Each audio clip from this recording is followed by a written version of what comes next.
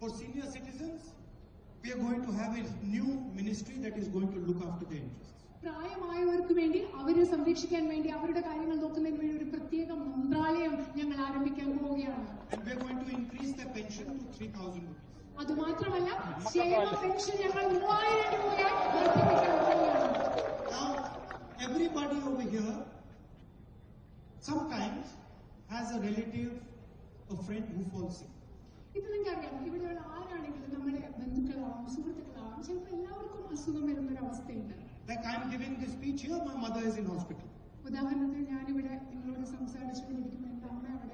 And I am feeling comfortable here because